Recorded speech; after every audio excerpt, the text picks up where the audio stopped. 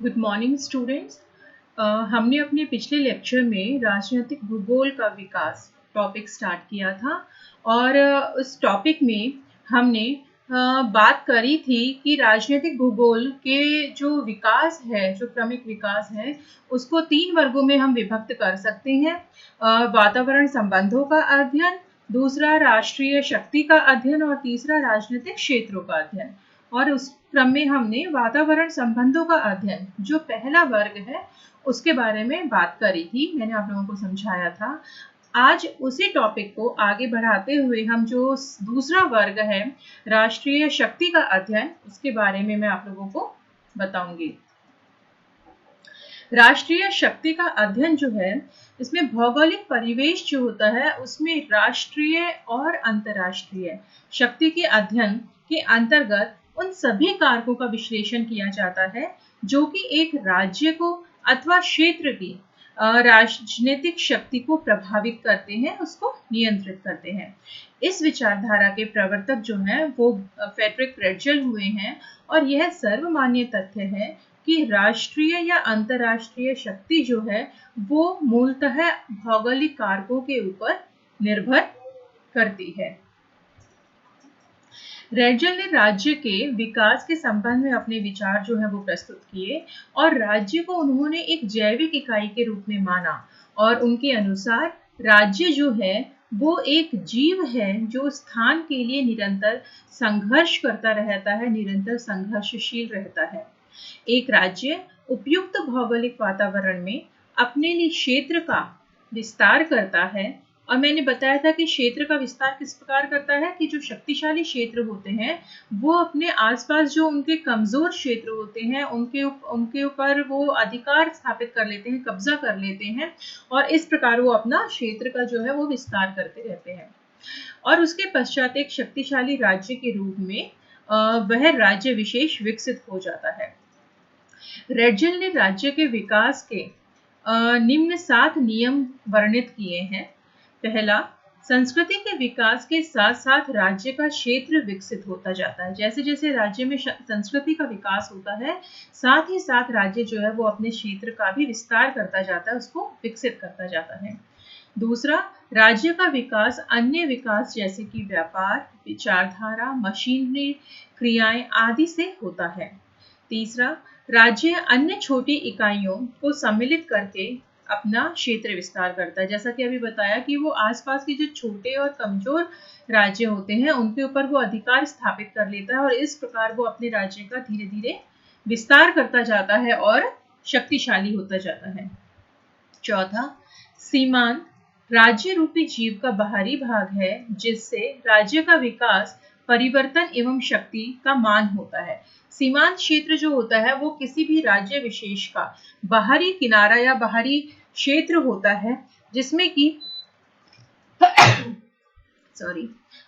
राज्य no man's land भी बोलते हैं और सीमांत जो है वो किसी भी राज्य विशेष का बाहरी आवरण या बाहरी सीमा को वो निर्धारित करता है।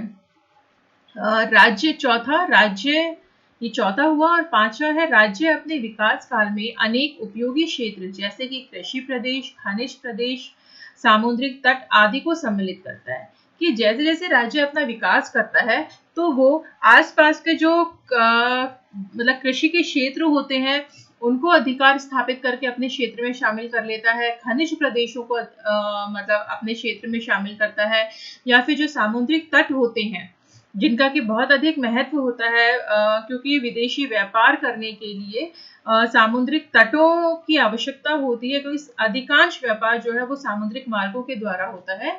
तो इस प्रकार वो अपने विकास में सामुद्रिक तट को भी शामिल कर लेता है अगर हो सकता है तो। छठा, राज्य के क्षेत्र विकास का प्रथम चरण प्राचीन आदिवासी राज्य से उच्च सभ्यता की ओर विकास है।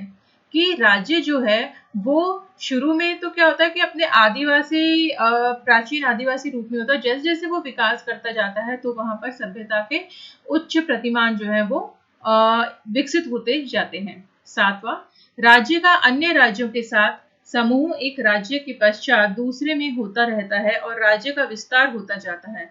फलस्वरूप राज्य शक्तिशाली होता जाता है। मतलब राज्य जो है वो दूसरे राज्यों को अपने क्षेत्र में समाहित करता जाता है और धीरे धीरे वो शक्तिशाली होता जाता है। रेडजल जो हुए हैं, इनकी बुक है एक पॉलिटिक ज्योग्राफी, जो इन्होंने 1897 में प्रकाशित की थी। इसमें इसको राजनीतिक भूगोल का प्रथम क्रमबद्ध ग्रंथ माना जाता है। इसमें इन्होंने कहा है कि राज्य का क्षेत्र राज्य की शक्ति का प्रतीक है। यदि राज्य के क्षेत्र में कमी आती है तो राज्य जो है वो कमजोर होता है।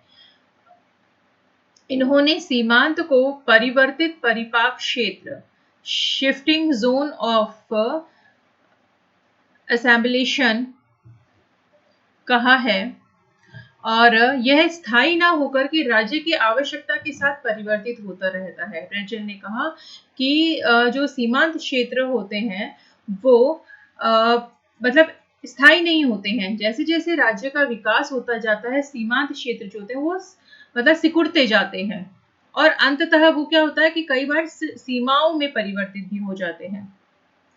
रुडोल्फ कैजलिन जो हुए हैं, उन्होंने बताया कि राज्य का आवश्यक और प्रमुख तथ्य शक्ति ही है। इन्होंने ही सर्वप्रथम जियोपॉलिटिक शब्द का प्रयोग किया, जिसे हाशोफर ने अपने सिद्धांत में प्रयुक्त किया। इन्होंने यह विचार व्यक्त किया कि सामुद्रिक शक्ति का अंत होकर वास्तविक शक्ति स्थलीय राष्ट्रों के हाथ में होगी, तथा जर्मनी को उन्होंने प्रमुख स्थलीय शक्ति के रूप में वर्णित किया। फिर हम भू राजनीति का विकास देखें तो राजनीतिक भूगोल के अंतर्गत राष्ट्रीय शक्ति के अध्ययन की प्रक्रिया में एक नवीन मोड़ भू राजनीति के रूप में आया, जिसका प्रतिपादन जर्मन भूगोलवेत्ता कार्ल हाशोफर ने किया, और इनके विचारों के ऊपर रेडजल, रुडोल्फ कैजलिन, मैकेंडर आदि के विचारों का बहुत अधिक प्रभाव पड़ा। विश्व संबंधों के अध्ययन में हम बात करें तो 19वीं शताब्दी में साम्राज्य विस्तार और सामुद्रिक शक्ति की और सामुद्रिक मार्गों की महत्व में वृद्धि हुई, और 1900 में रेडजल ने समुद्र और महासागर को मानव शक्ति में एकता स्थापित करने वाला व्यक्त किया। इस संबंध में निम्न भूगोलवेत्ताओं के विचार जो हैं वो विचारणीय हैं। सबसे पहले आते हैं इसमें एल्फ्रेड थायर महान। ये अमेरिकी भूगोलवेत्ता हुए हैं और इन्होंने सामुद्रिक शक्ति को अधिक महत्व दिया और सामुद्रिक शक्ति को सर्वाधिक शक्तिशाली भौगोलिक तत्व के रूप में व्यक्त किया। इन्होंने कहा कि सामुद्रिक शक्ति के ऊपर ही किसी भी राज्य विशेष की शक्ति जो है वो निर्भर करती है। महान के अनुसार सामुद्रिक शक्ति के महत्व जो है वो इन्होंने अपने 2 ग्रंथों में समझाए हैं, उनका विस्तार से वर्णन किया। पहला इनका ग्रंथ जो इनकी बुक है वो है the influence of sea power upon history, और दूसरा इन्होंने जो बुक लिखी वो है the influence of sea power upon the French revolution and empire. इन दोनों ही ग्रंथों में इन्होंने सामुद्रिक शक्ति के महत्व पर प्रकाश डाला। इसके बाद आते हैं सर हल्फोर्ड मैकेंडर। मैकेंडर जो हैं ये ब्रिटिश भूगोलवेत्ता थे और इन्होंने हार्टलैंड थ्योरी, हृदय क्षेत्र का सिद्धांत जो है उसके रूप में अपने विचार इन्होंने विश्व संबंधों के बारे में इन्होंने अपने विचार दिए हैं। इन्होंने अपने सिद्धांत का प्रतिपादन सन 1904 में रॉयल ज्योग्राफिकल सोसाइटी के सम्मुख एक पत्र the geographical point of history में दिए, और यह प्रतिपादित किया कि यूरेशिया महाद्वीप के उत्तरी और आंतरिक क्षेत्र में एक ऐसा क्षेत्र है जहां सामुद्रिक शक्ति प्रवेश नहीं कर सकती, और यही क्षेत्र अंत में प्रमुख स्थलीय शक्ति के रूप में उभर कर आएगा। मैकेंडर के विचारों से ही रुडोल्फ कैजलिन और कार्ल हाशोफर ने भू राजनीति के विचार दिए। इसके बाद आते हैं निकोलस जे स्पाइकमैन। स्पाइकमैन का जो सिद्धांत है वो रिमलैंड का सिद्धांत कहलाता है। इसमें इन्होंने बताया कि यूरेशिया का अधिकार के पश्चात विश्व पर अधिकार का विचार किया जा सकता है, कि यूरेशिया जो है वो केंद्र स्थल है और वहां पर अधिकार होने के बाद ही विश्व के ऊपर अधिकार का विचार किया जा सकता है। इसके लिए इन्होंने हार्टलैंड के चारों ओर के जो देश हैं उनको इन्होंने रिमलैंड की संज्ञा दी, रिमलैंड में शामिल बताया, और सामरिक दृष्टिकोण से इन्होंने हार्टलैंड की अपेक्षा रिमलैंड में जो देश हैं उनको अधिक उपयुक्त और अधिक शक्तिशाली बताया। इसके बाद हम बात करते हैं अलेक्जेंडर डे सेवर्स्काई के विचारों की। इन्होंने अपनी बुक एयर पावर की टू सर्वाइवल में विश्व के सामरिक दृष्टिकोण से वायु शक्ति को महत्व दिया और द्वितीय विश्व युद्ध के पश्चात तकनीकी विकास के स्वरूप विश्व के सामरिक दृष्टिकोण में परिवर्तन आया और प्रत्येक विचारक की विचारधाराओं पर उस देश की राजनीति जहां का कि वह रहने वाला था वहां का पर्याप्त प्रभाव पड़ा। उस देश के विचारों का, उस देश की राजनीति का बहुत अधिक प्रभाव पड़ा। साथ ही तकनीकी विकास के साथ विश्व शक्ति के संबंध में जो विचार थे उनमें भी परिवर्तन आता गया।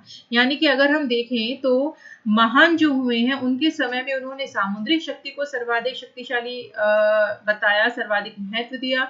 उसके बाद मैकेंडर आए, स्पाइकमैन आए, उन्होंने स्थलीय शक्ति को अधिक महत्वपूर्ण माना और मैकेंडर ने हार्टलैंड थ्योरी दी, जबकि स्पाइकमैन ने रिमलैंड थ्योरी। उन्होंने मैकेंडर के हार्टलैंड की बजाय उसके चारों ओर जो स्थित देश थे उनको अधिक महत्व दिया।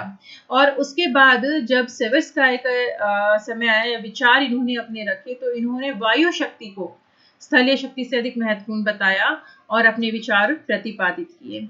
इस प्रकार राष्ट्रीय शक्ति का अध्ययन जो है राजनीतिक भूगोल के क्रमिक विकास के अंतर्गत, ये टॉपिक हमारा पूरा होता है। और अपने नेक्स्ट लेक्चर में हम बात करेंगे जो राजनीतिक भूगोल के क्रमिक विकास में तीसरा वर्ग है, यानी कि राजनीतिक क्षेत्रों के अध्ययन के बारे में। Thank you.